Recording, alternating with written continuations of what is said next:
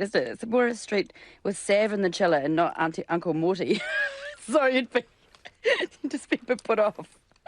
Funerals make people modify their behaviour, don't they? So would you be able to walk down the street whistling a happy tune or telling an off-colour joke? I don't know that you'd feel comfortable. People drive slowly too, so Alan Dick would be really unhappy about it. Would be. What is Uncle Morty? Excuse my ignorance. No, I mean, you've got a chiller. There's a dead body in it. Sorry. Yeah. I've now picked up the reference. It's not a nice wine. It's Uncle Morty. Okay. So I understand now. So would you... All right. So given what both of you have been saying, which I'm not entirely not sure, entirely sure what it was. But you know what, do you think this is on really an cool. You know what, though? You'd be at the dead centre of town. Ho, ho. Would you like it in your street? I guess is the obvious question. Are they cremating? Cardinal question. I don't know. Because that would smell. I wouldn't be on board with that, but Probably not. And it'd be one way to get your sheets grey as well. Yeah, exactly. But funeral's got a funeral, so it has to happen somewhere. Okay, so you'd be fine with it? Yeah, totally. All right. The Pope has given his first TED talk. He's been in praise of humility for the rulers of the world. The Harvard Business Review asks a question about leadership. Quote, numerous studies and real-life examples show humble, unassuming people as leaders improve the performance of a company in the long run because humility can be contagious, makes everyone pull together and work for the common good. So, why do you think we are hardwired to search for people who aren't humble, who exude charisma, who have the blather and the golden tongue? Why do we look for them as leaders, please? Because they're the best smoochers and chameleons, and we like to hide behind the wall of boldness that they put up, I think. Oh, that's quite nicely put. Yeah, and plus, we've that. already realised that the meek aren't inheriting the earth. So, the people with balls, forgive my language, are the ones we want to get behind. Who would you sooner work for, though? Well, I'm so narcissistic, I'm self-employed, so... Every single one of my bosses has been a short, bald, really angry man. But I'm not sure. I'm self-employed now too, probably for really good reasons. Harvard says it's not that charismatic and narcissistic people can't ever make good leaders. In some circumstances they can, because they're bolder, as you say, to use your word, Lisa, and they attract attention and they have some big wins. But it's very high risk, high reward when you have a person like that in charge of the company. Wouldn't you want a mix? Just, like with all of life, surely you just want a mixture rather than one particular type. It's interesting, isn't it? I was talking about this with a friend. It's good if that person is CEO of your company, but it's pretty bad if that person is the president of a large company with nuclear bombs. Yes, well, that's not a bad summation. Very good. Hey, thank you both very much for being on the panel today, and I hope you both have a lovely weekend. Thank you for having me. Lovely talking to you, David. Yes, you too, Lisa. Thanks. Lisa Scott and David Cormack have been our guests.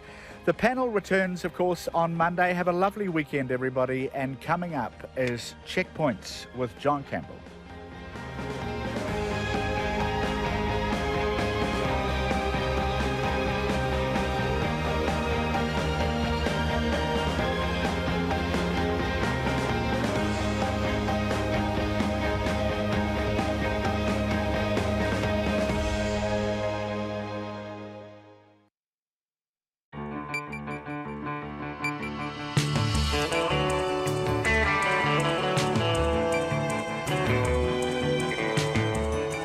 Kia ora everyone. Tonight, autism inside a family living at the severe end of the spectrum, and we ask, is there enough support?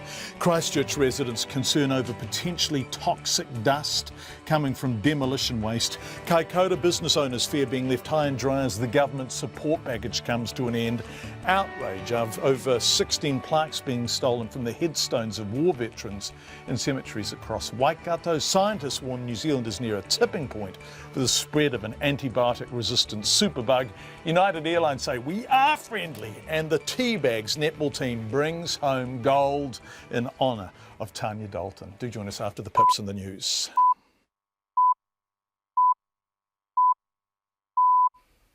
RNZ News at 5. Kia ora, good afternoon. Ko Katrina Batanaho. The Health Ministry is promising hospitals will get extra advice about how to manage and prevent superbugs that are highly resistant to antibiotics from spreading.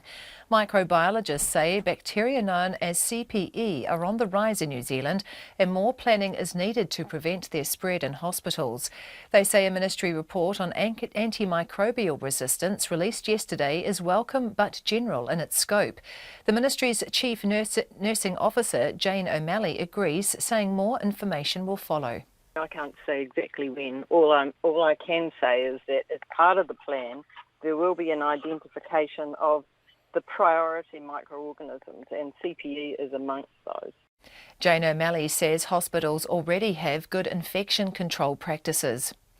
The Economic Development Minister has announced a $1 million grant program to help support businesses affected by the Kaikoura earthquake. Simon Bridges says the program will be available to businesses from next month in Kaikoura, Runui and Marlborough.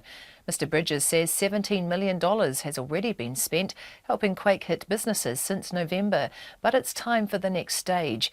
He says to be eligible for the grant, businesses must be located along State Highway 1 from Seddon to Cheviot, on State Highway 70 between Lyford and Culverden, or be in the Kaikoura district.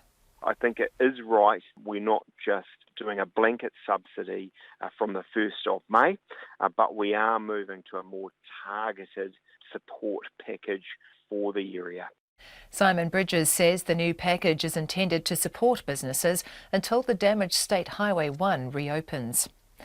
The government has confirmed that a new deal struck last year, giving some New Zealanders easier access to Australian citizenship, still stands. There's been concern the agreement may have been undermined after Australia announced sweeping changes to its citizenship laws. Here's our political reporter, May Heron. New Zealand and Australia signed a deal last year that allowed New Zealanders currently in Australia on special category visas and earning more than $54,000 a year for 5 years to gain citizenship after a year.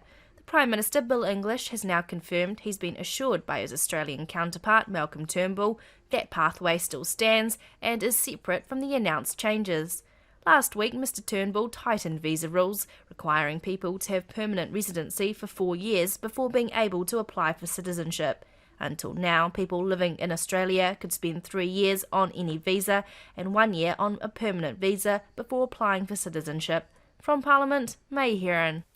A private funeral service will be held next week for the woman killed in Invercargill's Anzac Day double shooting. Constable Ben McLean has been charged with his wife Verity McLean's murder and the attempted murder of her new partner Gary Duggan. The police say Verity McLean's family have requested privacy but are considering a further public memorial service for her at some point. Southern District Commander Superintendent Paul Basham says the police have been touched by the support they've received from the Invercargill community. He says the focus for police remains ensuring a meticulous, impartial investigation into the shooting. A major redevelopment at Shelley Bay in Wellington is expected to bring jobs and hundreds of millions of dollars to the region's economy. The Wellington City Council is seeking public feedback on selling and leasing land in Shelley Bay as part of a project to build high-end houses and apartments, a rest home and a hotel in the area. A City Councillor, Simon Marsh, says Shelley Bay is run down and the proposed redevelopment would bring substantial benefits if it goes ahead. 100 people will be working in this area. There is over $200 million in direct spend, which will resulting from the development, and over $100 million in indirect third-person spend coming into this region over that 10-year period, which is considerable. Simon Marsh says the council expects to come out on top too due to the money from the sale and increases in its rates income. The council plans to sell the land for $7.8 million. The consultation starts next month. It's 5:04.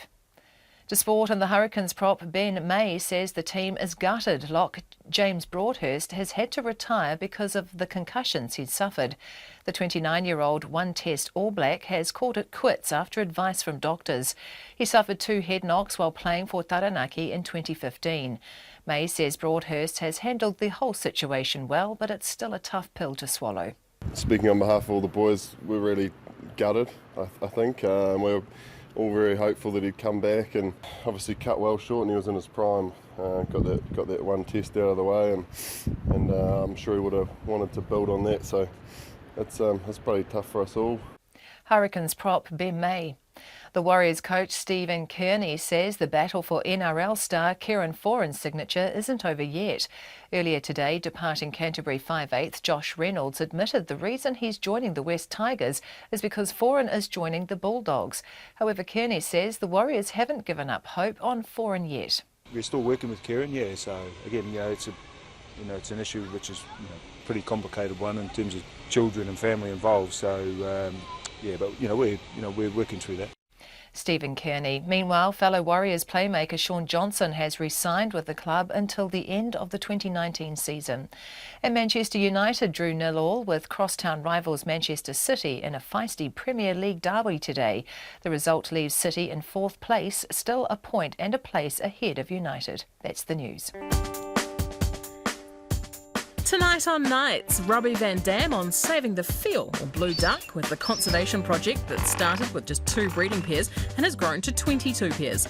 In Sonic Tonic, we have music about tattoos, and Adrian Holle speaks to composer Hans Zimmer.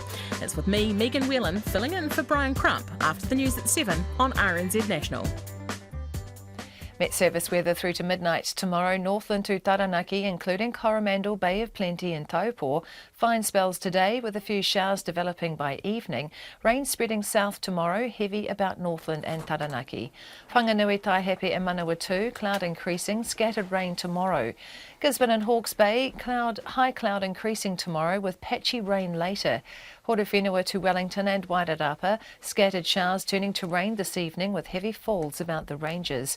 Marlborough, Nelson and Bulla, mostly cloudy today with a few showers, rain slowly spreading south tomorrow. Westland, a few showers clearing this afternoon, cloud increasing tomorrow and rain developing south of the glaciers. Canterbury, fine with high cloud. Otago and Southland, isolated showers clearing this afternoon and becoming fine. High cloud increasing tomorrow with a few spots of rain from evening. The Chatham Islands, cloudy periods. It's 4:07 and you're listening to Checkpoint. And since you finished that, it's become 5:07. An hour just went by just like that. Man. It's life, Katrina Batten, it just flies by. Friday. Yep. Coming up on Checkpoint, superbugs, toxic dust in Christchurch, post-earthquake assistance in Kaikoura, headstone thefts from war graves, and the Teabags win gold, which was sad and wonderful at the same time. But we begin tonight with autism, which is a very broad spectrum, and we're going to be at the more severe end of it, to look at the support for people with it and the support for their parents in cases so severe that mum and or dad are effectively full-time caregivers or close to it. This is suddenly an issue very much on the public agenda. In part, it's been put on the map by the use of seclusion rooms in schools, now banned, of course, and the confusing parting of ways between IHC and the government over a contract for service provision. More on that coming up. This is the public face of an increasing disquiet about insufficient funding and stretched and inadequate support for people with autism and those who care for them. Tonight we talk to the Minister and we talk to Autism New Zealand, who say long waiting lists and inadequate support are making life really tough for many families living with autism. And we start by meeting one of those families. For them, autism isn't Dustin Hoffman's star turn in Rain Man, and as autism is a spectrum disorder, it isn't at the mild end, where autism colours but doesn't define a life. For Reese and Lara Hogg, caring for their much-loved son Hunter is tough slog. So Hunter is 12 years old. He was diagnosed with classically severe autism at about 2 years old. It's actually very young in New Zealand to be diagnosed because his autism is so severe. And over the years he's picked up a few other diagnoses. So if you look at him as a person on paper, his diagnosis reads classically severe autism, ADHD, intellectual disability, epileptic type seizures, and he is now treated as bipolar without actually being diagnosed as bipolar. Man, that is a package. It is a package that's quite common. The more severe your autism is in a child, the more likely they are to have other issues. Lara is Hunter's mum, a parent who has no choice but to cope. It's hard to explain that, she says, to people who haven't been there. And there's this concept of why don't you just? Why don't you just go and do this? But the thing is, she did. As Hunter gets older, stronger and more difficult to manage, he needs his parents more and copes with everyone else less well, which means... We call it tag team parenting. There is always one of us home. And sometimes one parent isn't enough. Hunter can get really frustrated. And he can be quite unsafe, particularly for me. He's taller than me. And just the type of behaviours that he has means that, he can be violent. So Lara in particular sometimes needs help from Reese, her husband and Hunter's dad, which means that even when Reese can get to work, he sometimes has to race home. And Hunter is only 12. And he's getting bigger and stronger. And he's getting bigger and stronger. At his last appointment, which was 6 weeks ago, he was 5'3" and 60 kilos. Right, so how much do you weigh? I'm quite a bit smaller than Hunter. Right, okay. So luckily his dad's a big strapping bloke and he's able to restrain him if necessary. And when Hunter's distressed, people other than his mum and dad can really heighten it, which means Reese and Lara have had to give up full-time work and take casual and part-time work because they never knew when Hunter would need them.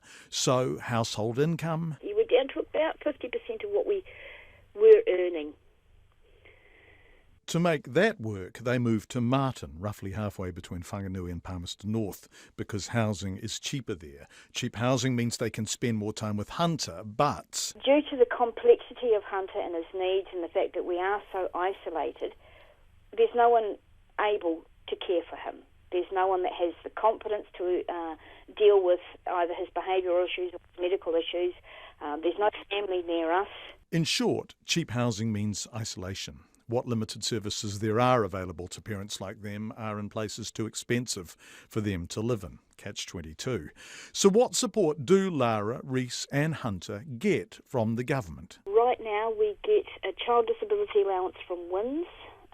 That's $46, $47 a week, paid fortnightly. And as of today, that's it.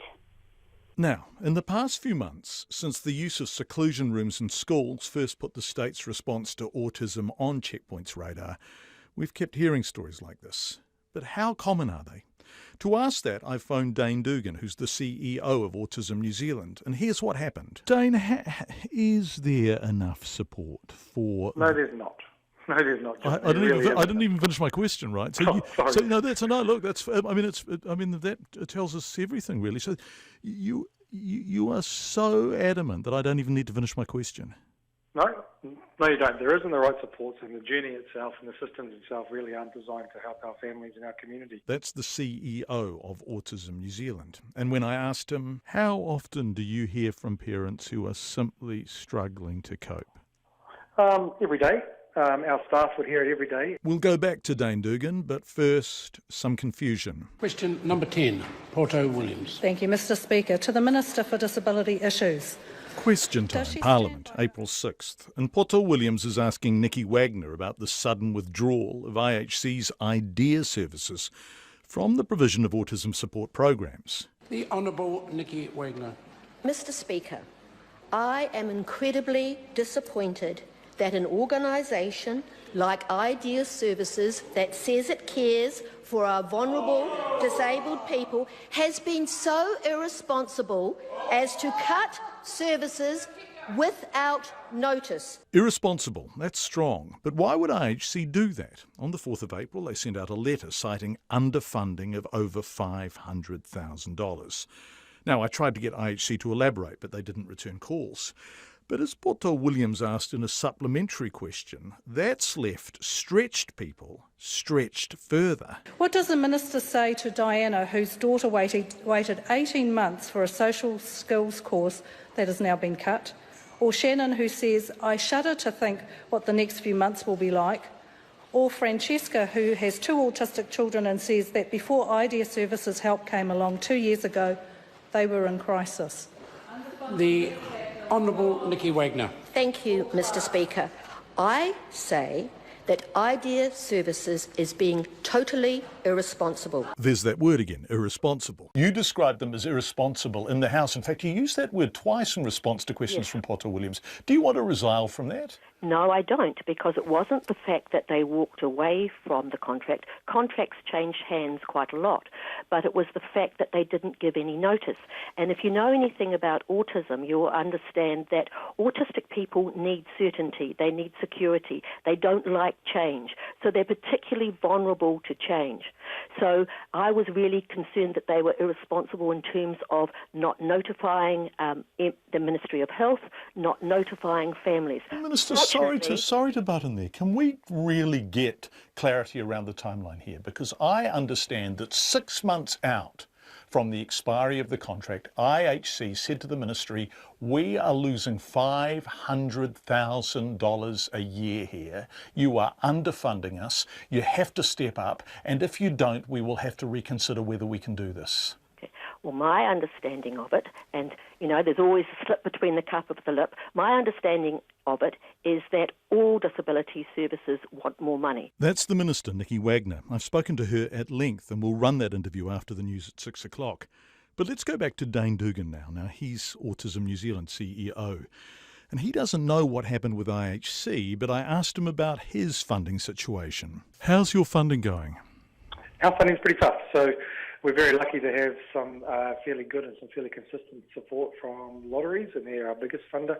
But the challenge is that isn't guaranteed because it depends on how much money they have to distribute. So lotteries are our biggest funder. We get some really good support from other charitable trusts as well, like pub charities. But again, it's not guaranteed. So we kind of live on a knife edge every year, making sure that money comes in. But we are trying to do some smarter things and some different things, and we're looking at social investment now to try to create revenue for ourselves. Wait a sec. So we can keep helping people. Yeah, this is Autism New Zealand? Yes. And so your main source of funding is the unreliable proceeds of gambling? Yep, and to be fair, we've got a really good relationship with them, so we'd like to hope that will continue. But yes, it is always a bit challenging every year when we get that letter saying how much we get. It's an interesting time. Still, next time your lotto ticket isn't a winner, it may be some consolation that you've supported Autism New Zealand. Everyone I've spoken to about autism support says it's seriously underfunded and that the funding squeeze impacts on the entire spectrum, from diagnosis to support to response. Because right now there's waiting lists at all the key critical stages in that child's journey, and all the research suggests that early interventions are key. But the journey in most areas of this country is someone sees your child acting a bit differently, they may have autism, through to actually starting to receive service through the public system, if you're lucky enough to get any support, is about 4 years. And that is not acceptable, and that's what needs to change first and foremost, among many other things. But if we get that journey right, I think longer term we're going to see the benefits for those people and for the community. Sorry, I just want to clarify that. So between the initial sense that the child might have autism and some form of treatment, if there is any at all, is typically about 4 years. Yes, it is. So there's 18-month waiting list to actually get a diagnosis through the public system. Once you potentially get a diagnosis, if it's accurate, then you've got to get your needs assessed, and then if you even get support granted, then there's a significant waiting list to get any of that support. And probably the main support that people need, and it's hard to generalise, but the main support is behavioural support, which is quite critical, and there is a significant waiting list for that right now. So yes, we're talking about 4 years. That's a long time, isn't it? Yeah, it isn't acceptable. It's just not. And that's why I go back to my earlier point that I just feel like autism sometimes is tagged on to the systems and the processes that we have in place rather than being a focal point of it. Dane Dugan. And in Martin, where Hunter is getting bigger and stronger and his parents devote their lives to caring for him, picking up the pieces when things go awry, working to earn money when they can, and barely getting by. Hunter's mum Lara says there's a question more than any other that people always ask them. The number one question we get with Hunter is, what are you going to do when he gets bigger? And with the way our government and our country is shaping up, I don't know. It's Lara Hogg talking about her son Hunter. After 6, we've spoken at length to the Minister, Nikki Wagner, and we're going to raise all those issues with her, including funding, waiting lists, support. Is there enough? We think you'll find her answers interesting to some of the questions, so we're playing that interview after the news at 6. It's 5:19. A group of Christchurch residents are worried about potentially toxic dust coming from demolition waste produced by the earthquakes. Medium density fibreboard, or MDF, has been dumped at an old rubbish pit in Wigram since the earthquakes, and nearby residents are worried it could be harming their health. Our reporter Conan Young looks at this. The dumping of MDF is restricted to certain places because of the formaldehyde it contains, which can be harmful. Yasminda Henderson only lives about 100 metres from the pit and says her windows become covered in dust, especially when the wind is blowing from the direction of the pit. She worries about what is in the dust and the impact it's having on the health of her and her family. I've got my own garden.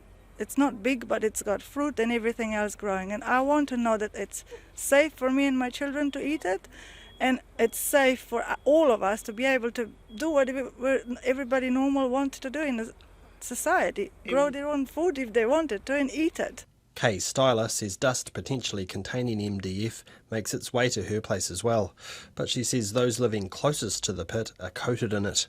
They have to wash their houses a lot, and they have dust is all on their windowsills all the time. You shouldn't have to do that. Once the southerly hits, especially in North Awatea, it's just a cloud of dust, and you see it rolling towards Horsfall as well.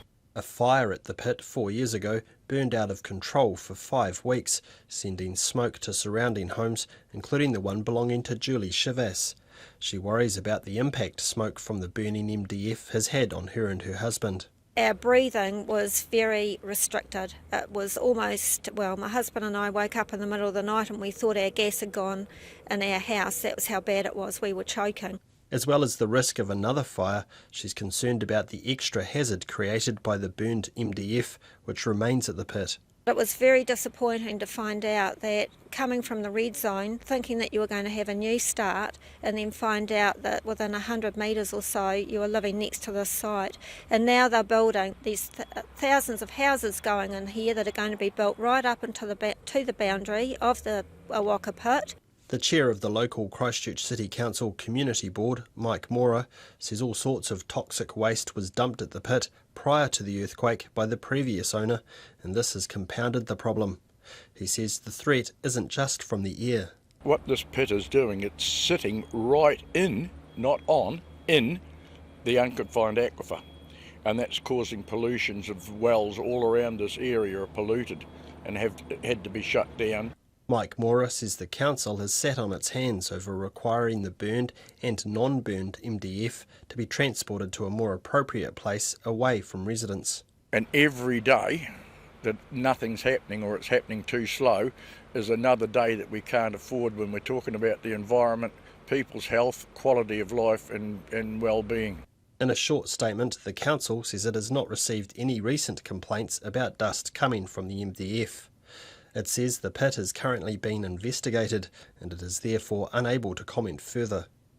The owner of the pit, Alan Edge from Southern Demolition, did not return calls. In Ōtautahi for Checkpoint, ko Conan Young tēnei.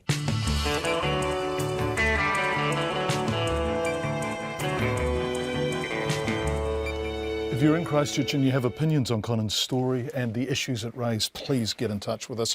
Coming up, anger in the Waikato after the theft of plaques from the headstones of war veterans. Scientists warn New Zealand is near a tipping point for the spread of an antibiotic-resistant superbug.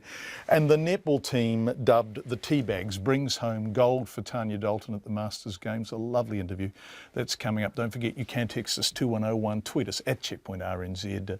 We're on Facebook live streaming too, of course, or you can email checkpoint@radionz.co.nz. If you are the parent of a child with autism, we'd love to hear from you as well, particularly if you're at that severe end of the spectrum. Don't forget you can watch us on Facebook. We're on Freeview Channel 50 and we're also on Sky TV, Face TV on Sky Channel 83. Let's head north from Christchurch now to Kaikoura, where business owners fear they will be left high and dry when the government's support package expires on Monday. The Economic Development Minister, Simon Bridges, today announced a $1 million grant program to help support businesses affected by the Kaikoura earthquake. Remember, November of last year. It will replace the $17 million the government has already spent helping businesses since then. Maya Burry reports. The program, which is due to launch in May, will be available to businesses in Kaikoura, Huranui and Marlborough. Simon Bridges says the closure of State Highway 1 north of Kaikoura is still affecting these areas. He says the grant will be available to those who can meet a range of criteria, including proving the quake has caused a loss of income. Some businesses, and I've met with some of them today, are almost back to a relative normality, but others will continue to find it tough because they are very much reliant on the transport links that are still either not open or open but with limitations. Suzanne Lyons owns a souvenir shop, Jade Kiwi, in Kaikoura, and also runs a wholesale business supplying souvenirs to stores nationwide. Ms. Lyons says her shop has been losing money since the quake, with her wholesale business and the government support package keeping her afloat. But she is worried she might not be eligible for the grant program. One is going backwards and one sort of moving forwards with, the work that I've put into it. And I'm not sure that I will be eligible because part of my business is making money.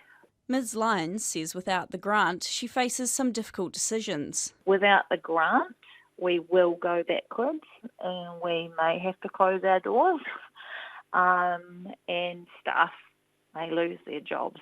Anton Evans owns a hunting and fishing store in Kaikoura and says the closure of State Highway 1 means the winter ahead will be tough for his business. Mr. Evans says because he has some business insurance, he won't meet the grant's criteria. Definitely a missed opportunity, and we pay a lot of tax as well, and we're not going to get any of it in this new scheme. Simon Bridges says not every business will be eligible for the grant. You do have to have been a business that was viable before the earthquakes, and you do have to have the potential to successfully recover. I think it is right we're not just doing a blanket subsidy from the 1st of May, but we are moving to a more targeted support package for the area. One business that thinks it may benefit from the program is the Fossil Point Cafe on State Highway 1 in Greta Valley near Cheviot. Its co-owner, Kerry Henderson, says the on and off closure of the road south of Kaikoura due to the rain bringing fresh slips down onto the road was making things hard for his business. He says today the cafe had only made $300 compared to about $2,000 before the quake, and the grant will help pay staff wages. It has been horrendously quiet. We were getting cars over the Christmas period when they'd got the road open to Kaikoura, but since it's been closed again, there's absolutely no cars on the road. Simon Bridges says the program is intended to support businesses until State Highway 1 reopens, which he is confident will happen by the end of this year. For Checkpoint, Maya Burry. Scientists are warning New Zealand is near a tipping point for the spread of an antibiotic-resistant superbug with the potential to infect thousands of hospital patients. There were 46 cases of the superbug last year, up from just one case 7 years earlier. The superbug is known as CPE, and while there are 2 antibiotics used to treat it, neither is guaranteed to work. Catherine Wallbridge reports. Dr Michelle Baum, clinical leader of infection services at the Capital and Coast DHB, isn't mincing her words when it comes to where CPE ranks on the superbug scale. CPE probably pose the biggest threat at this point in time. These are bacteria that can cause infection in people with normal immune systems, both in the community and in the hospital, and they've now developed resistance to our most broad spectrum antibiotics that we have access to here. Patients in intensive care or bone marrow, lung or liver transplant recipients are particularly at risk because, unlike most people, their immune systems aren't strong enough to fight off infection. The World Health Organization says the first international CPE case was seen about 8 years ago, and within 4 years it had spread to 40 countries around the world. And while 45 New Zealand cases doesn't sound like a lot, the increase has experts worried. Sally Roberts is the clinical leader of microbiology at Auckland City Hospital and one of the authors of the medical journal article published today. We're starting to see an increase in the number of patients found to be colonised with these organisms, and worldwide experience shows that you reach a tipping point where you suddenly get spread within your own local community, and then it becomes very difficult to control it. Another of the article's authors, Joshua Freeman, a clinical microbiologist with the Auckland District Health Board, says CPE poses a different kind of threat to MRSA. There are more drugs to treat MRSA than there are to treat this, and the prospect of new drugs coming on the market to treat this in the near future are pretty slim. Joshua Freeman says there are 2 drugs used to treat CPE, but one is new, very expensive and doesn't work that well, while an older drug has toxicity problems and doesn't always work either. I think what we need is a targeted national response plan for this, and there's not going to be any one answer or any one sort of magic bullet for this. We need to have multiple interventions, but I think we need to treat it a little bit like we treat something like Ebola, and have a national sort of response plan, a national preparedness plan. We've got to front foot this. The Ministry of Health says it's part of a group of scientists, vets and infectious disease experts working on an antimicrobial resistance plan that contains specific mention of CPE. It will be presented to the World Health Organization next month. And it says it will closely review the recommendations of the microbiologists behind the medical journal article. For Checkpoint, this is Catherine Walbridge. Thank you, Catherine. It's 29-6. It was a golden end to the Masters Games for the netball team known as the Teabags, playing in Tanya, Dalton's memory. The former Silver Fern died last month, of course, after suffering a brain aneurysm. She had been due to play at the Masters Games, but instead a team made up of her friends and former teammates this afternoon won gold. Former Silver Ferns captain Anna Stanley was among them. I spoke to Anna this afternoon about a roller coaster of a week. Yeah, it's been a tough week, but a fun week. Obviously, it's fantastic to come away with a goal. We would have loved to have had tons with us celebrating, but we certainly did everything we could this week in her honour. Yeah, I bet you did. And tough but fun is a good and appropriate mix, I think, in the circumstances. Yeah, look, I mean, Tanya would have been wanting to have won gold. She would have been competitive on the court, but also she was very much, the fun police, and she would have been right at the forefront, having a good time, having a laugh. And so really for us, that's what this week was all about as well. Did anyone do goose steps on her behalf? Yeah, there were a few goose steps, there were a few layups. A few layups if the girls did them. It was $10 into the donation to the Tanya Dalton Foundation. So there was a bit of money made this week, actually, for the foundation, especially when I went at goal shoot. Were you missing a few, Anna? Yeah, not the best of shooters, John. I'll just stick to running around in the mid-court. Yeah, bossing people around, right? Well, you were fantastic at that. And you were filling in for Tanya, right? So you stepped up. Yeah, well, I wasn't supposed to be playing netball at all, you see, because I've registered to run in the 4x400 metre relay, which is actually tomorrow at lunchtime. So obviously when all this happened with Tans, there was no hesitation that I'd step in for her. But it's meant that I've had a whole week of netball, 2 games a day, and I'm going to finish it off tomorrow with a 400-metre lap around the track. So how's the old body? How are you feeling? I've been nursing injuries all week, to be fair, and because we've had a squad of 12, it's been pretty easy. I've only sort of been very limited in terms of my game time, so I've gone on for half a game here and there. So my Achilles and calves are a bit tight, but I just think I might be running a bit flat-footed tomorrow on the track.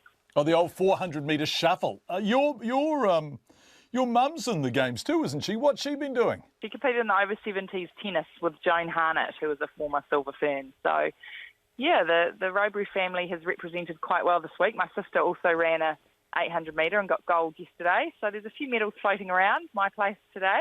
Gosh, that's exciting. And, there's such sadness behind this, but what a lovely way of honouring your mate.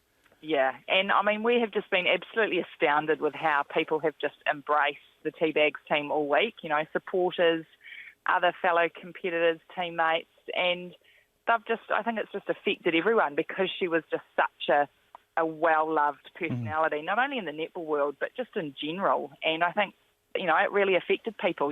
She's a mother of 3, fit, young. And so this week's all been about her, honouring her. It's had a huge amount of significance to everyone that took the court, and we've raised so much money for the foundation, which has been great. What a fantastic thing to do. Yeah, no, special thing, and it's even more special that her kids were able to join us, most days. Dwayne, Tanya's husband, presented each and every one of the Teabags girls with a bottle of Moet at the end of our game this morning. So that was a really special touch, and he just said how proud, Tanya would be of all of us and how you've represented Tanya so well. And, for us, it's been great that they've been there because it feels like, Tanya's been with us. Lovely. Anna Stanley. Anna Stanley used to be Anna Robury, of course. It's coming up to 25 minutes to 6, which means it must be time for the 25 minutes to 6 headlines. After them, restaurateurs fear change to immigration rules make it harder to hire staff from overseas, and the impact of climate change with parts of the country headed for the hottest April on record. Really wet one too. But take it away, Katrina Batten. Some Christchurch residents are worried about potentially toxic dust coming from demolition waste produced by the earthquakes. Medium density fibreboard, or MDF, has been dumped at an old rubbish pit in Wigram since the quakes. Its dumping is restricted to certain places because the formaldehyde it contains can be harmful. The council says the pit is being investigated and it's therefore unable to comment. A leading figure in a Wellington methamphetamine ring has been given a reduced sentence to recognise his early guilty plea, remorse and attempts to rehabilitate. Darren McKinley, who is 48, was sentenced in the High Court in Wellington this afternoon and jailed for 4 years and 8 months. The Economic Development Minister has announced a $1 million grant program to help support businesses affected by the Kaikoura earthquake. Simon Bridges says the program will be available from next month in Kaikoura, Hurunui and Marlborough. Mr Bridges says $17 million has already been spent helping businesses since November, but it's time for the next stage. A private funeral service will be held next week for the woman killed in Invercargill's Anzac Day double shooting. Constable Ben McLean has been charged with his wife Verity McLean's murder and the attempted murder of her new partner Gary Duggan. The police say Verity McLean's family have requested privacy but are considering a public memorial service at some point. A major redevelopment at Shelley Bay in Wellington is expected to bring jobs and hundreds of millions of dollars to the region's economy. The Wellington City Council is seeking public feedback on selling and leasing land in Shelley Bay as part of a project to build high-end houses and apartments, a rest home and a hotel in the area. The City Councillor Simon Marsh says Shelley Bay is run down and the proposed redevelopment would bring substantial benefits if it goes ahead. That's the end of the headlines, and I'll be back at 6. It's so close to 6, you're a bit confused. So I might as well just stay, hang around. Right. Yep, thanks, Katrina. Let's turn to business news now with Giles Beckford, our business editor, joining us live out of Wellington. Hi, Giles. We had a fair old sprinkle of economic numbers today. What have they told us? Good evening to you, John. Yes, end of month building consent, trade and business confidence were the ones that were out today. Building consents a shade softer, but the big jump the month before, so a bit of swings and roundabouts there, but still pointing to a solid pipeline of work, assuming that the consents actually get followed through on. The number of consents also for the year at a 13-year high. The signs are that the pace of consents being issued is picking up. It had gone through a bit of a soft patch last year. So a lot of that growth is in apartments and townhouses. And that brings me to the second set of numbers that matter, which is the Business Confidence Survey. It's ANZ's monthly survey. The one that people look at closely for is the own activity. Are businesses confident about their own prospects? And yes, they are. They're still pretty upbeat about that. But a couple of things that just emerge from the finer detail. And one of those is that more businesses looking to put up their prices. That means inflation, that means higher interest rates in due course, and also that more of the businesses are finding it difficult to actually get finance. Now, credit, of course, is the oil for the wheels of business, small businesses, big businesses, and also for ourselves, our own personal spending. All of which means that if you put rising interest rates and businesses find it more difficult to borrow, the pace of the economy will slow, and that's likely to be that, I think, not recession, but we'll notice it next year. And for all that we're gung-ho about 3.5% growth now, I think we'll be seeing something around 2.5% this time next year. Gosh, that's fascinating. Thanks, Giles. A couple of things to watch for next week too, right? Yeah, more numbers which we can't get away from. There'll be first quarter numbers for the labour market. Expect to see No, well, let me just say, these numbers can be a bugger's muddle. They really can. And sometimes you get a really strong drop in the jobless number. Sometimes you get a big jump. We're expecting unemployment to be steady around 5%. Perhaps 18,000 jobs will have been created. And the wages numbers will show that it's slow going on the wages front. We're not getting too many big pay rises there. The other thing that's out next week, and this is the one that I think will be quite closely followed, the Commerce Commission will finally deliver a decision on whether Fairfax and NZME, the media companies, can combine their businesses. And their initial decision or their initial judgment was that they would probably turn it down. Remember, we had that view from them about the lack of plurality of voices, as they called it. In other words, there'd be too much. All the newspapers, radio, two main websites, all of that under one banner. They weren't willing to stomach it. They've had a big public conference. There's been more evidence given from the companies. It could go either way. I have to say my gut feel, and I have no inside knowledge, my gut feel is that they'll say no, in which case I think it'll be a case of lawyers at 20 paces in the appeals court. Yeah, boy, oh boy. What happened on the markets to end the week, Giles? A positive end for our share market. Top 50 index was up 24 points, 73.78. We're only a couple of hundred points now below our record all-time high, so that's something to watch out for in the next week. 68.8 US cents your New Zealand dollar will buy, along with 92 Australian. And that's Giles, business for another week. Thanks, Giles. Our business editor, Giles Beckford, live from Wellington with a nice little echo. He was talking about a plurality of voices and he provided them. By golly, there's anger in the Waikato after the theft of plaques from the headstones of war veterans. 16 plaques were stolen from Hamilton Cemetery in the weeks leading up to Anzac Day. And just this week, the family of a Second World War veteran in Ngātea were left heartbroken after his grave was desecrated. Jessie Chang reports. John Fleming says his mother was cleaning up his grandfather Raymond Bedford's grave at Omahu Cemetery on Sunday when she found his bronze plaque missing, a ceramic bowl for flowers smashed, and his entire headstone loosened from its base. He says the entire family is extremely distressed by what has happened. My mother's just absolutely devastated about it, everything. It took my mother probably another 2 days before she could really speak to anyone. It still upsets me now talking about it. Mr. Fleming says his family has talked to the local Return Services Association and the Thames Coromandel District Council about repairs. He says unfortunately they were both unable to help, and now his family has to pay to repair his grandfather's grave themselves. The stonemason around the area, he's going to fix the problem up at a charge to us, around about $440. So it's all a repair that we didn't really expect. A spokesperson for the council, Lorna White, says another plaque was also removed from a memorial seat at the cemetery.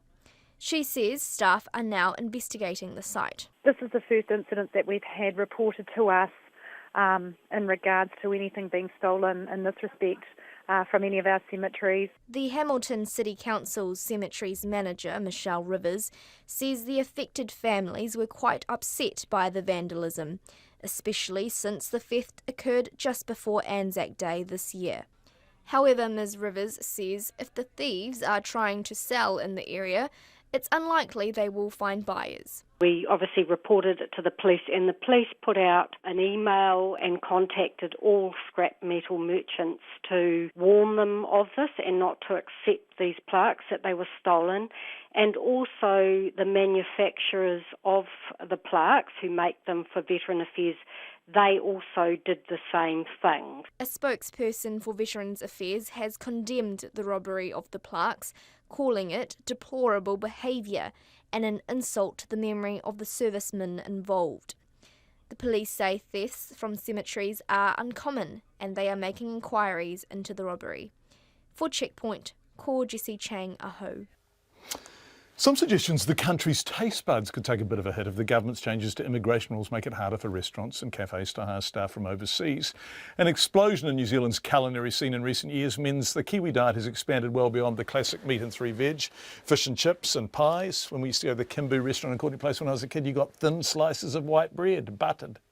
But as Sarah Robson reports, many of the country's top restaurateurs fear the government's changes will leave them short-staffed and lacking the necessary expertise to keep serving up interesting, innovative, international dishes.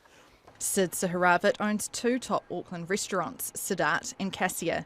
He employs 40 staff and just 4 of them are from New Zealand. Mr Saharavat says it's already difficult to get good staff locally, with many highly trained New Zealand chefs and other hospitality workers opting to head offshore. But that's what happens, and then we just can't find enough people, whether it's front of house or kitchen. It's a constant battle to get people who are driven and passionate about hospitality. Under the changes announced by the government earlier this month, there will be a higher salary threshold for people applying for visas in the skilled migrant category, something that's causing the most concern for the hospitality industry. Sid Saharavat says the government should be cutting back the red tape and making it easier for business owners to hire and keep migrants on staff. It's already hard enough for us to kind of try and renew someone's visa or time in a restaurant. And to make it even harder, I think it's going to be very challenging for any restaurant or cafe owner in the country. Sid Saharavat says they also need to hire chefs with particular skills and expertise. At Cassia, they serve modern Indian. It's a very skilled kind of job, especially on the clay oven. It's a bit like a sushi chef, who trains for years and years before he gets really good at what he does. And the same thing, we need people like that to be coming from India. Lorenzo Breslin, who with his brother Leonardo owns something of a food empire in Wellington, with 2 restaurants, the Breslin and Scopa, and a couple of takeaway pizza joints and a coffee roastery.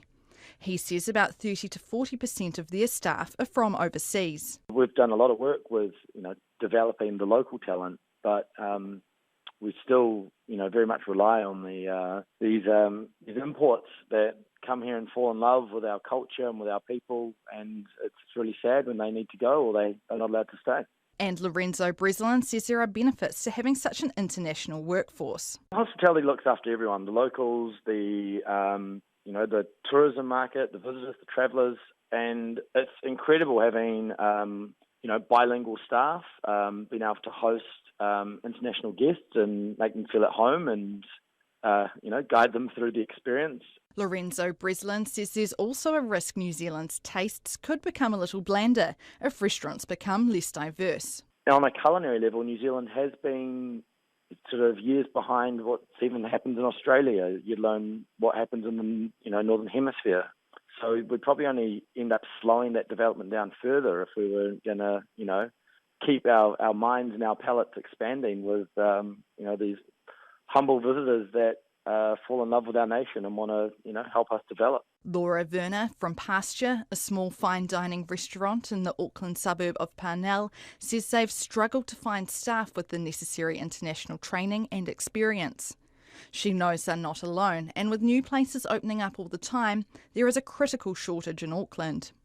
And they too have had staff who have had to leave their jobs because their visas haven't been able to be renewed. Just recently we had one of our key staff members just turn up with a letter from immigration, and it was just absolutely devastating. The impact that it has on really small businesses is really huge. And I feel like hospitality does add so much to what New Zealand has to offer. The Restaurant Association says it has raised the hospitality industry's concerns with Immigration New Zealand. For Checkpoint, call Sarah Robson, Aho. Lovely pictures of you watching from Bradley White. Bad weather has given New Zealand a hammering over the past month. Yep. If you're in Auckland like us here in Checkpoint, it's been a beautiful week. In fact, it's looked pristine throughout the country, but not long ago, we were like most of the country battening down the hatches as the Met Service warned of catastrophic cyclones. The cost of Debbie and Cook isn't fully known, but it will be in the many millions. And that's not to mention the emotional toll on families like those in Edgecombe, where some people have lost everything. The issue now is climate change. How much of an impact did it have? And if the answer's lots, are we in for more storms like this? Zach Fleming went to find out. If you think climate change is a future problem we can avoid, it's not. New Zealand has warmed up by about a degree on average. That's NIWA's Chief Climate and Atmosphere Scientist, Sam Dean. His colleague, meteorologist Ben Knowles, says parts of the country are now headed for the hottest April on record. Most of the country was above average in terms of temperatures. The upper North Island, eastern North Island, and western South Island with well above average temperatures. 18.6 Kaikoura, Keri, 18.1 Whangarei, 18.4, and all these numbers I'm talking about are record or near record. Auckland, North Shore, 18.2, Whitianga, 17.3, and the list goes on. That's partly due to global warming, but both men say it's primarily due to cyclones Debbie and Cook. Both of those storms tracked very warm and humid air from the subtropics and the tropics. But it's not quite that simple, because climate change likely made both cyclones worse than they otherwise would have been, which then helped along our record-setting April. Sam, who, to remind you, is NIWA's chief climate and atmosphere scientist, says research shows that for every degree the Earth warms, cyclones become 7% more intense.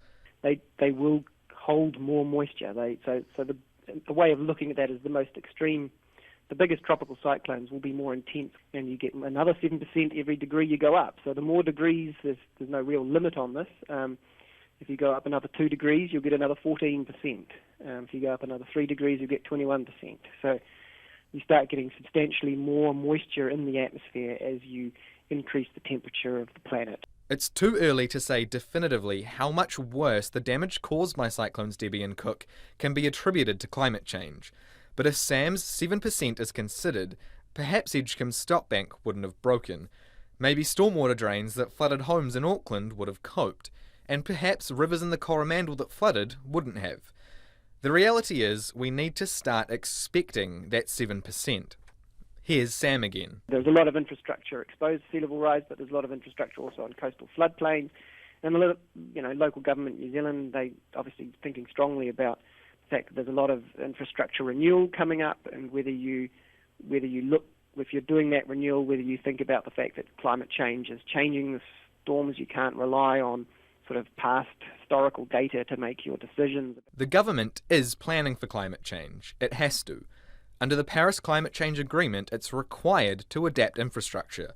So late last year, it set up the Climate Change Adaptation Technical Working Group. Victoria University's Judy Lawrence, an expert on forming policy around climate change, is its co-chair. There'll be a final report in March next year with final recommendations to government as to what it might do across the whole of New Zealand to address what we need to do to prepare New Zealand. But the government can't confirm whether any of the $11 billion infrastructure package it announced yesterday will be spent on future-proofing for climate change. A spokeswoman for Finance Minister Stephen Joyce said no details will be announced until the May 25 budget. But she said government organisations like NZTA and KiwiRail already spend taxpayer money on climate change adaptation. And going back to the climate itself, NIWA meteorologist Ben Knoll says we're in for a warm winter. May is going to start off on a very chilly note across New Zealand. In fact, a 1-2 punch of cold outbreaks. Some temperatures are actually comparable to midwinter numbers. So a bit of a shock to the system is headed for New Zealand to start May. But the interesting thing is that the 3-month period as a whole, May, June, July, looks like it'll bounce back. So though it'll be a cool start, we do generally expect temperatures to be average or above average. Above average, something you'll probably hear meteorologists say more and more. For Checkpoint, Zach Fleming. Michelle Blom now wishes she had intervened to stop a woman being subjected to 20 hours of torment in the basement of her West Auckland home. Blom's friends bound, sexually assaulted and beat the 19-year-old victim before driving her to a remote road north of Auckland and leaving her for dead. Blom was sentenced to 2 years and 9 months in prison today for her part in the kidnapping. Her co-accused, Cameron Cinnamon Hakeke, was sentenced to 2 years and 5 months for his part in a separate kidnapping. Our Auckland Court reporter Edward Gay filed this report. The story starts with Blom's flatmate Nikki Jones. Jones believed the 19-year-old victim had slept with her boyfriend and had reported her to Child, Youth and Family, who then took her children into custody. Her close friend Julianne Torrance believed the victim had stolen jewellery belonging to her dead daughter. Justice Fata said Jones used Hakeke, a mutual friend, to lure the victim to Hakeke's West Auckland flat on the pretence of a drug deal in April last year. Ms Jones and Ms Torrance were waiting at the address, and upon Ian arriving, they attacked her. She was tasered by them and they cut her hair. They then forced Ian to sign over her car and took her out to the Bombay Hills and left her there, telling her not to return to Auckland. Hakeke also cut off the victim's hair, the subject of a second charge. Fast forward a month later, Blom, Jones, Torrance and Jacqueline Keats were out on the town. They were parked up just off Karangahape Road when Jones spotted the victim and dragged her into their car. She was driven back to Blom's house where she was stripped naked in the basement, beaten and sexually violated. Justice Fata acknowledged Blom didn't take part in the attack or encourage it. However, it is clear that you were aware that N was being held downstairs against her will. This is confirmed in a text message to your flatmate in which you said, quote, "Text me, oi, you're babysitting the dog I left downstairs." The Crown Prosecutor Brian Dickey said Blom could have stopped the ordeal, but she chose to do nothing. The court heard she now regretted that decision.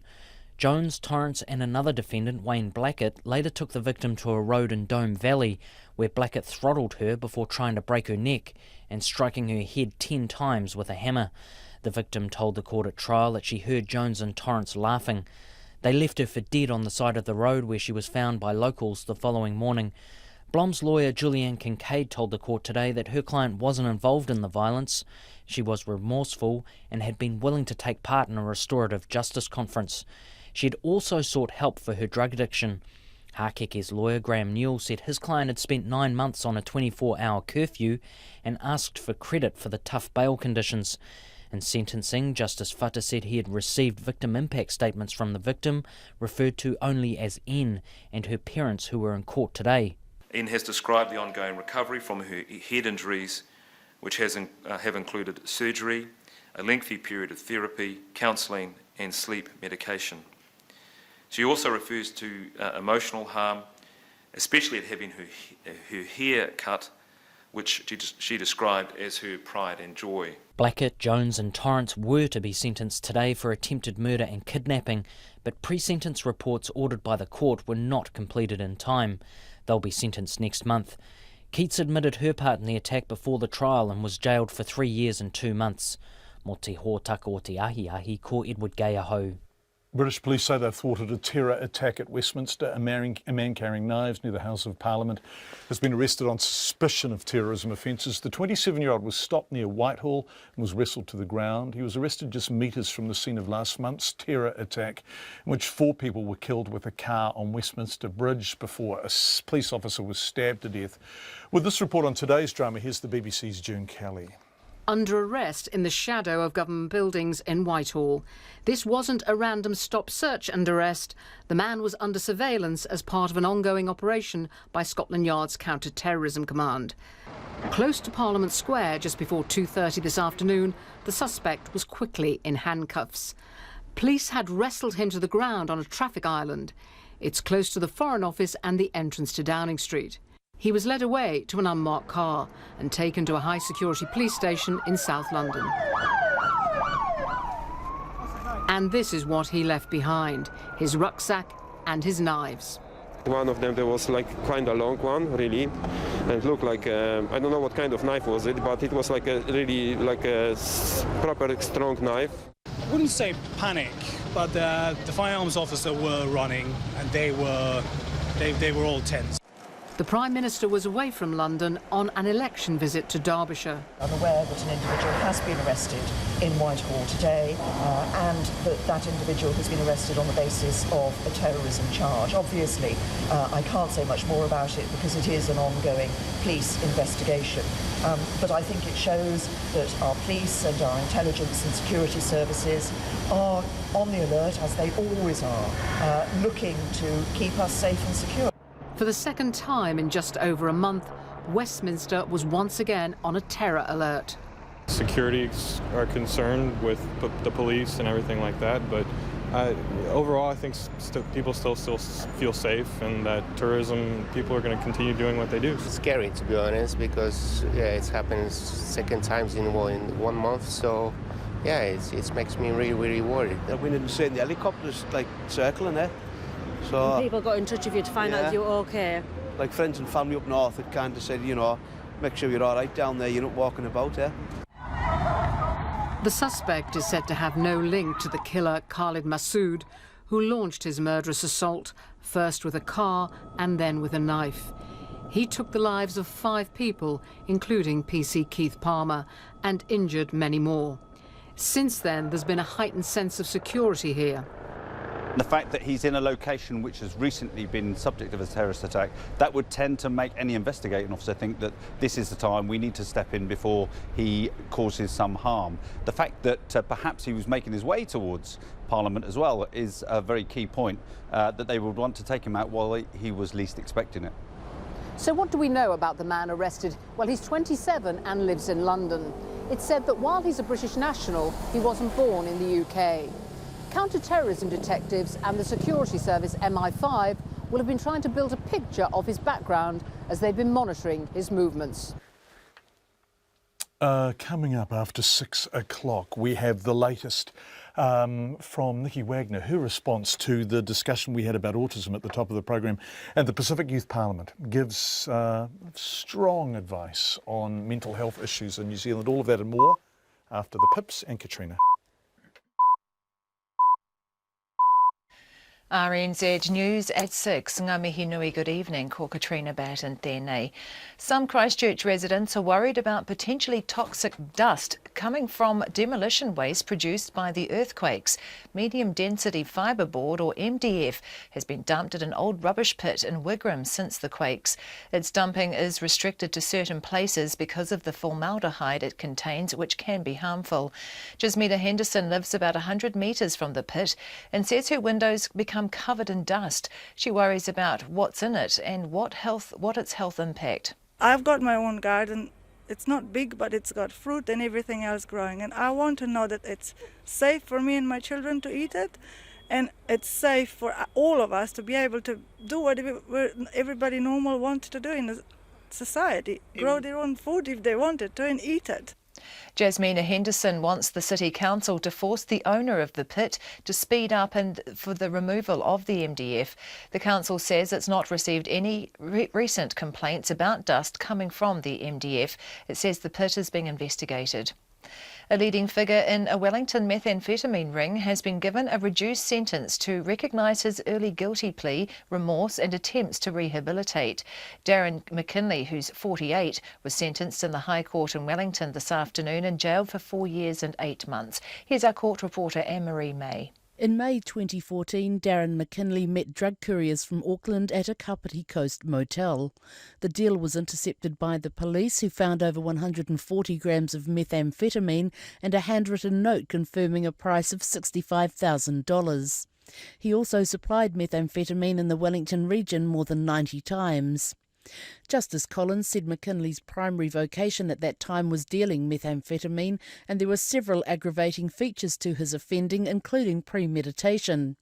However, he said McKinley had received treatment for his addiction at Odyssey House and had also written to the court expressing remorse. This is Anne-Marie May. The woman killed in the Anzac Day double shooting in Invercargill, Verity McLean, is the daughter of the former All Black Bob Barber. Mrs McLean's estranged husband Ben McLean, a police constable, has been charged with murdering the 40-year-old and attempting to murder her new partner Gary Duggan. Mr Barber told RNZ News the families are devastated and the focus is now on supporting his 3 grandchildren. Verity McLean's private funeral will be held in Invercargill on Monday. The police say the family are considering a further public memorial service for her at some point. The United States President Donald Trump has warned a major conflict could break out with North Korea over its nuclear and missile programs. He said he'd prefer a diplomatic outcome to the dispute, but that would be very difficult to achieve. China says there's a danger the situation on the Korean peninsula could escalate or slip out of control. The BBC's Laura Bicker reports from Washington. Donald Trump said that North Korea's missile program is his biggest global worry. The president heaped praise on the Chinese for their help. He described President Xi as a very good man who was trying very hard to put pressure on his defiant neighbour. The US hopes that China will impose tougher sanctions on North Korea to force Kim Jong-un to the negotiation table. But military options are also being explored. President Trump noted that the North Korean leader took over his country at an early age and said that was a very hard thing to do. He said he had no opinion on whether Kim Jong-un was rational, but he hoped so. Laura Bicker. Meanwhile, North Korea has responded to growing diplomatic pressure over its growing arsenal with a propaganda video showing a simulated attack on the United States. The video features the White House and an aircraft carrier targeted by crosshairs and ends with the Capitol building exploding in flames. Councils in Coromandel and Waikato say recent robberies are the first time Bronze War veteran plaques have been stolen from their cemeteries. In Ngatea, 2 bronze plaques, one from a headstone and one from a memorial seat, were stolen from Omahu Cemetery in the past week. 16 bronze plaques were also stolen from an area reserved for returned service members in Hamilton Park Cemetery earlier this month. The Hamilton City Council Cemetery's manager, Michelle Rivers, says she's never seen a plaque theft during her 10 years in charge. Parts of the country, particularly the Upper North Island, are headed for their hottest April on record. NIWA meteorologist Ben Knoll says temperatures in the Upper and Eastern North Island and the Western South Island are on average 1.2 degrees above average. He says the record-breaking month is partly due to climate change, but primarily due to cyclones Debbie and Cook, bringing with them warm and humid air from the subtropics and the tropics. It's 6:05. To sport, and the Hurricanes coach Chris Boyd says no law changes can help prevent head knocks and concussions. His lock, James Broadhurst, has retired after a 71-match career due to a concussion problem. The 29-year-old has not played the game since he suffered 2 head knocks while playing for Taranaki 18 months ago. Chris Boyd says Broadhurst has had to make a tough decision. The positive thing that's coming out of this in the last 2 or 3 years is that there's a genuine concern around head knocks. I don't necessarily think that law changes will fix that, and it's just part of contact sport, I guess. Chris Boyd. Meanwhile, Patrick Osborne will play his 50th Super Rugby game for the Highlanders tonight as they seek their 5th straight win. The Southerners host the Stormers in Dunedin, with Osborne returning on the left wing. Coach Tony Brown says Osborne is due a big game. Pat's a dangerous rugby player. He's come back a couple of weeks ago and played really well, and we just felt as though he needed an opportunity, and it's his 50th game, so we're expecting a big performance from Pat. Tony Brown. Kick-offs at 7:35. And the New Zealand under-20 rugby team kick off their Oceania Championship campaign tonight with their opening game against Fiji on the Gold Coast. That's the news. It's Anzac Day on Country Life this week in the tiny community of Wimbledon. Every young person in this district probably went to the war. It took the whole lot. They were farming people, they were not military people. And in the crowd of more than 150, there's one man who's never missed a service. What are all your medals for, Dad? Wasn't good behaviour anyway. No. Country Life, Friday nights at 9 and Saturday mornings after 7 on RNZ National. Met Service weather through to midnight tomorrow, Northland to Taranaki, including Coromandel Bay of Plenty and Taupo. Fine spells today with a few showers developing by evening. Rain spreading south tomorrow, heavy about Northland and Taranaki. Whanganui, Taihape and Manawatu, cloud increasing, scattered rain tomorrow. Gisborne and Hawke's Bay, high cloud increasing tomorrow with patchy rain later. Horowhenua to Wellington and Wairarapa, scattered showers turning to rain this evening with heavy falls about the ranges. Marlborough, Nelson and Buller, mostly cloudy today with a few showers. Rain slowly spreading south tomorrow. Westland, a few showers clearing this afternoon, cloud increasing tomorrow and rain developing south of the glaciers. Canterbury, fine with high cloud. Otago and Southland, isolated showers clearing this afternoon and becoming fine. High cloud increasing tomorrow with a few spots of rain from evening. And the Chatham Islands, cloudy periods. It's 6:08 and you're listening to Checkpoint. Kaikoura Patton, thank you. Have a fantastic weekend. Thank you. Returning now to our lead story tonight about autism and the extent of support available for people with it, particularly at the more severe end of the spectrum, and for their families who are often full-time caregivers or close to it. This is an issue in the spotlight at the moment amid publicity about the use of seclusion rooms in schools, now banned of course, and the confusing parting of ways between IHC and the government over a contract for service provision. Those are examples of the public face of an increasing disquiet around insufficient funding and stretched and inadequate support for those with autism and their families. Now, earlier in the program, Reese and Lara Hogg told us about what it's like to care for their much-loved son, Hunter. effectively a full-time job that has cost them their actual full-time jobs. That story is now online, and if you have any interest in the subject, we recommend you listen to it. We also heard from Dane Dugan, the CEO of Autism New Zealand, who said there is not enough money to do the work they desperately need to do, and there can be 4 years between diagnosis and any kind of meaningful response. In short, he said the sector is stretched, underfunded and desperately in need of greater support. So, we spoke to Disability Issues Minister Nikki Wagner and asked her if Dane Dugan is right. I think he's right to the extent that autism is becoming a greater issue. We're recognising children and even adults that are on the autism spectrum. It's a relatively new well, it's not new, but to recognise it is quite new. And we're working hard to develop mechanisms to support families, particularly with autistic children, and to provide programs. But there's a lot of research still to do.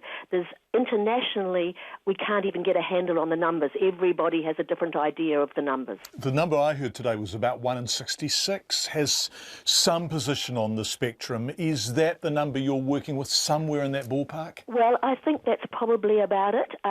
At one stage, I went to an autism event and someone said there was 1 in 100, someone said that there was 1 in 85, and someone said there was 1 in 67. So it's a spectrum, and so where you identify people on that spectrum makes a difference. Absolutely, and it's a very broad spectrum, right? Absolutely. Okay. Absolutely. And a lot of people on the autism spectrum actually are very skilled and very talented and live fantastic lives and wouldn't even want to be considered on the spectrum. Okay, what about those at the other end, the severe end? And I spoke to a family who have moved to Martin because they can't hold down full-time jobs because their son now will only allow himself to be cared for by them, who are getting $44 a week from WINS, and that is the totality of the state support they are receiving, and they are exhausted and they just don't see any light at the end of the tunnel. Yeah.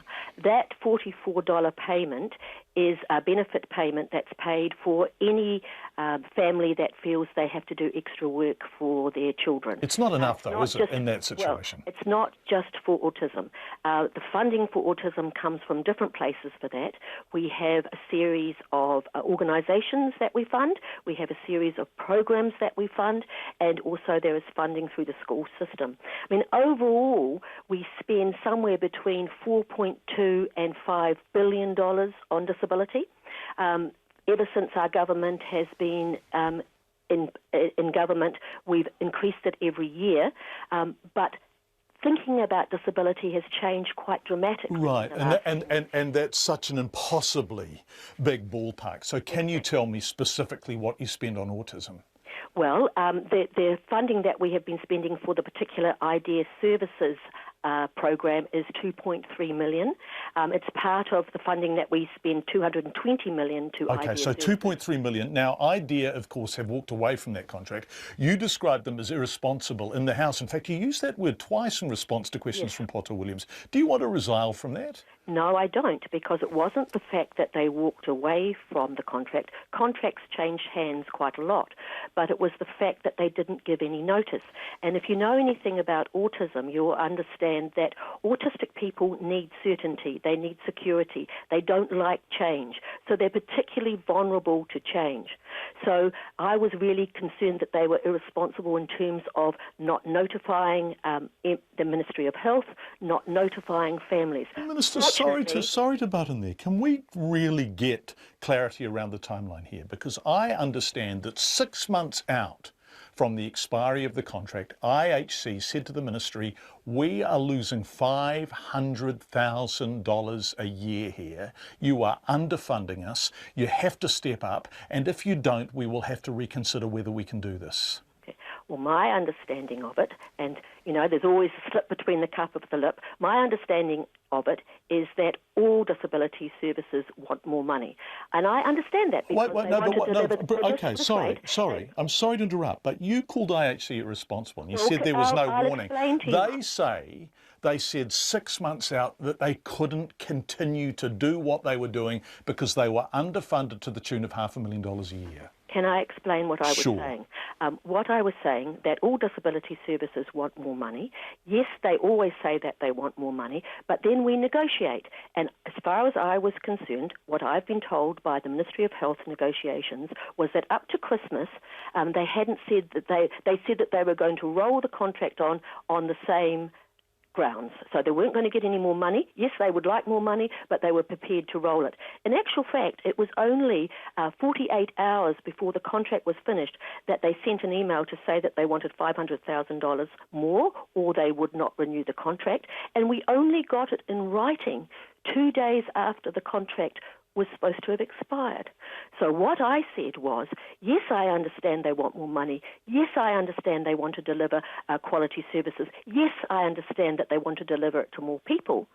But we can't suddenly give them $500,000 48 hours before their contract's finished. No, but if they said, if they said 6 months before the contract finished, I mean, $500,000 is just a laughably small sum of money.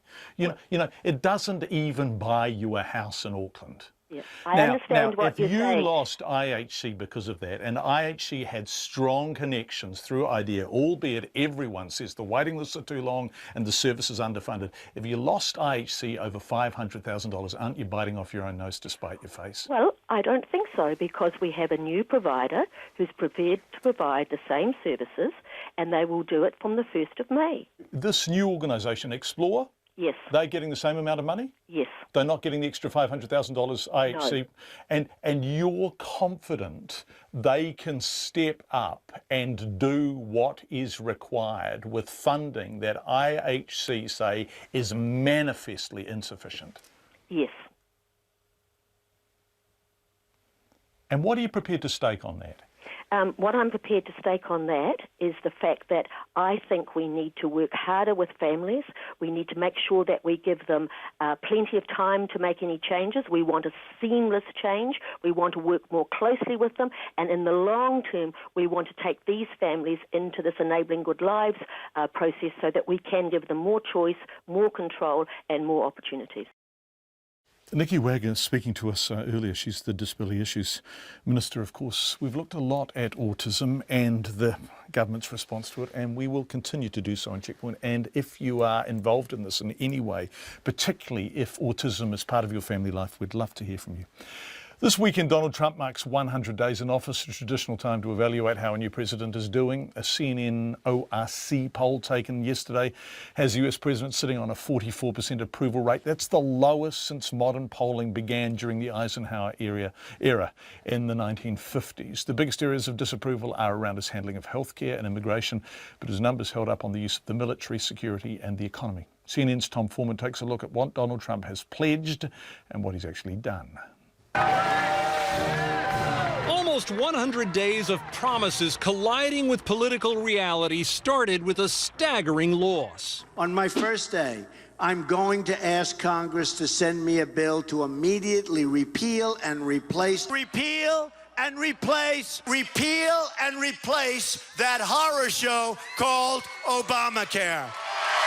That pledge brought surefire applause on the campaign, but calamity in office. The president's party, even with control of Congress, found itself bitterly divided. Some saying his plan went too far, some not far enough. And his first attempt at major legislation was yanked without a vote. I will not sugarcoat this. This is a disappointing day for us. Despite continued talk about a pledge to build a border wall and have Mexico pay for it, the wall gets built, 100%. There is no concrete progress on that either. True, this president has signed more legislation than any of the previous 5 presidents in the same period, much of it erasing Obama-era regulations. But none of it produced the broad public impact typical of major laws. For that, he has turned to executive actions, signing more than any other president in the first 100 days since Harry Truman, quickly wiping out the trade deal known as the Trans-Pacific Partnership. We just officially terminated TPP. But his most incendiary idea, banning travel from several majority Muslim nations, has stalled in the courts over the administration's protests.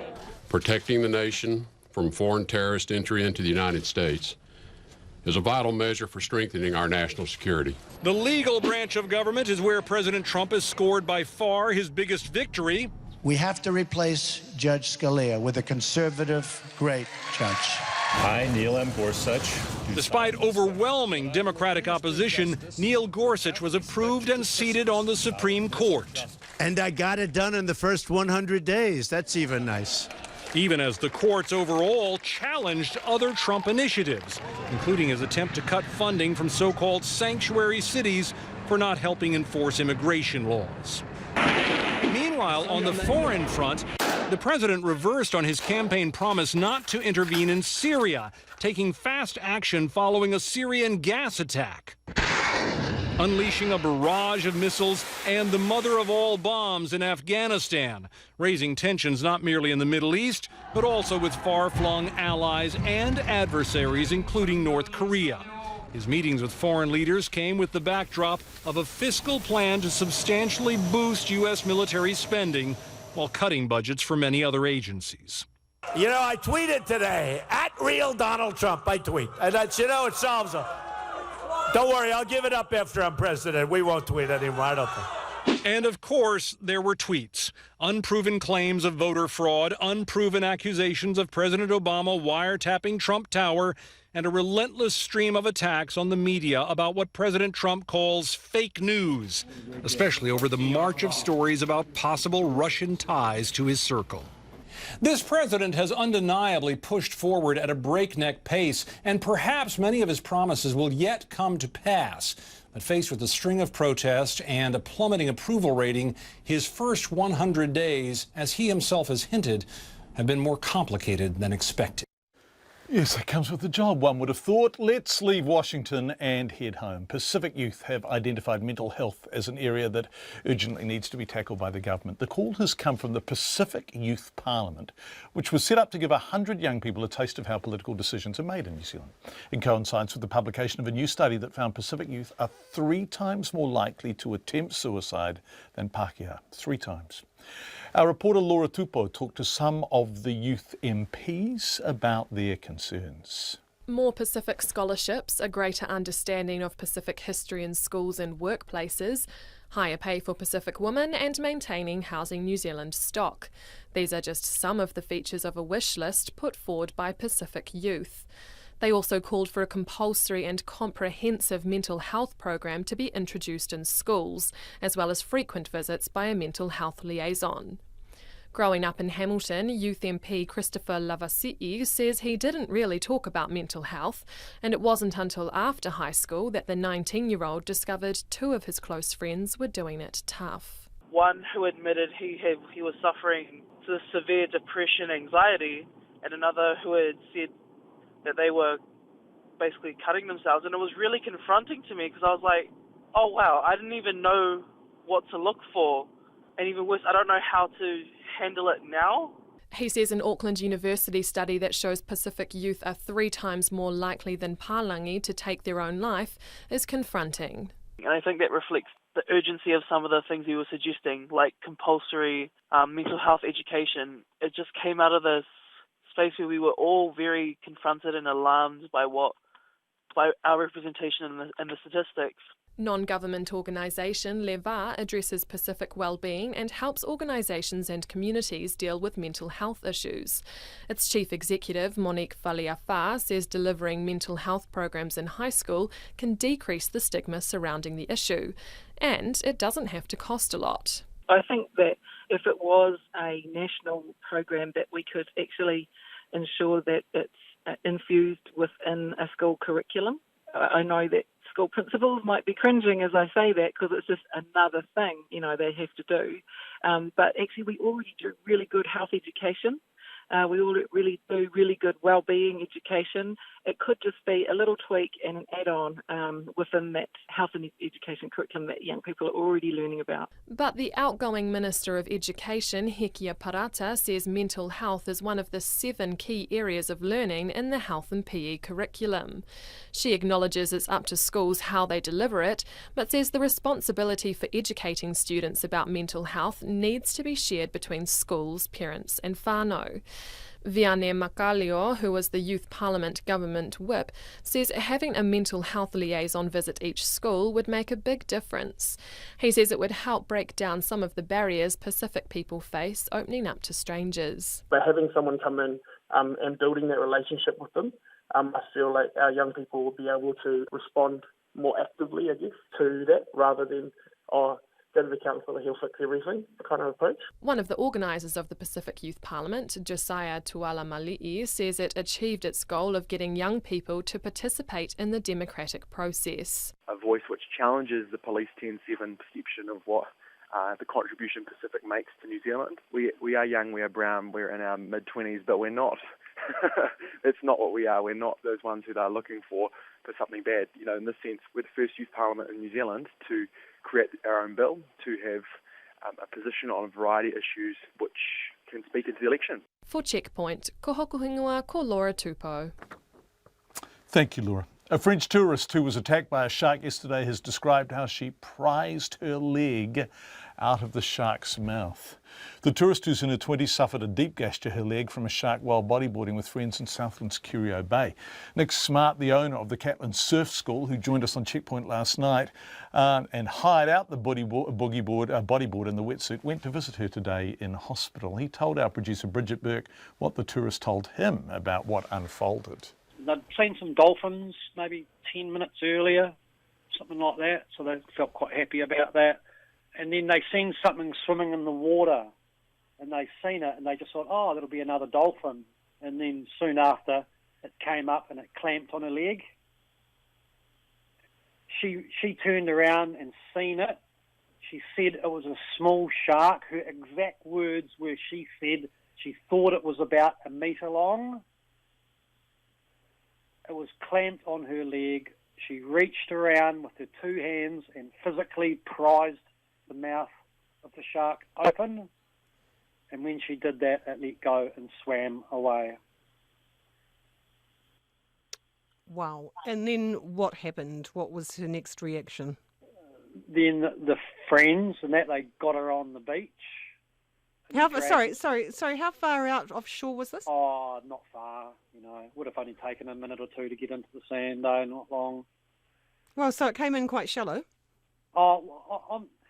They would have been just behind the breaking waves. They weren't in the white water zone, because when we ride the waves, we catch them just before they break. So they would have been in the blue water, waiting for a wave to come, perhaps, and then bang, it hit her. Was she able to give you any more insight as to what it was? She said it was grey. Definitely wouldn't have been a white shark if it was 1 metre long. I said to her, I said, you're very, very lucky. Even though you're not lucky to be attacked, you are very lucky that the wounds weren't worse, and you were lucky that it was only a small shark. And I was very surprised myself to hear her say that it was only a small shark. And I asked her multiple times, and she said, yep, she estimated it to be about 1 metre. And that kind of worries me a little bit myself, because I myself wouldn't never worry about 1 metre long shark. I'd just punch it in the face, But just not this one. He just was hungry and he came in and got a hold of her, and I asked her if she had wounds on the body. It was no, she only had wounds on her legs. I asked her how many stitches they had given her. She could not answer that because the doctor had not come around to do the rounds after she had been out of surgery. And did she give you any indication, Nick, about whether she was going to continue her travels beyond being discharged out of hospital?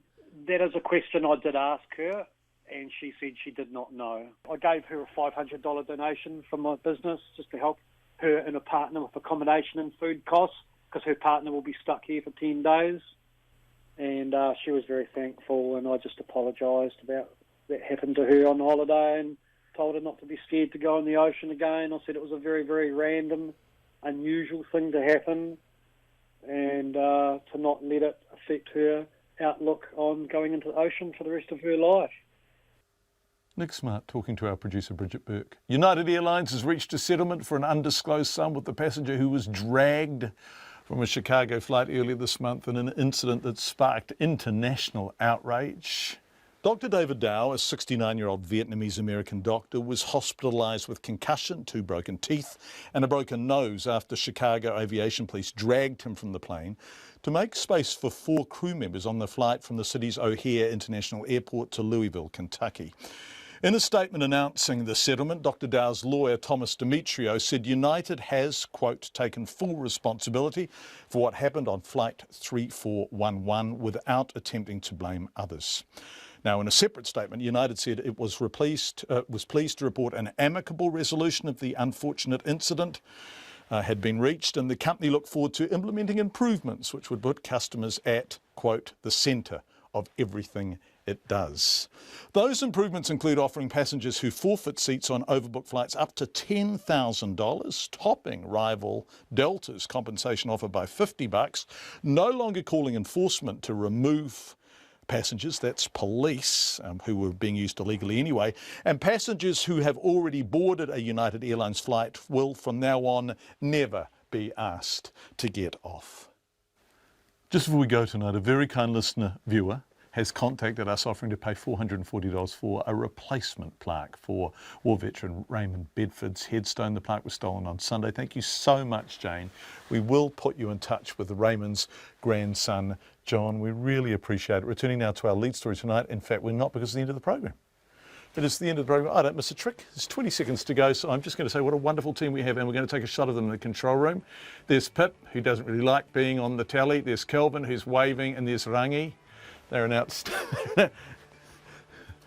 Pip's just said some stuff in my earpiece that I'm not entirely convinced is the sort of thing you say at national radio. Anyway, have a wonderful weekend, and we'll see you on Monday. RNZ news headlines at 6:30. Some Christchurch residents are alarmed by the potentially toxic dust from earthquake waste.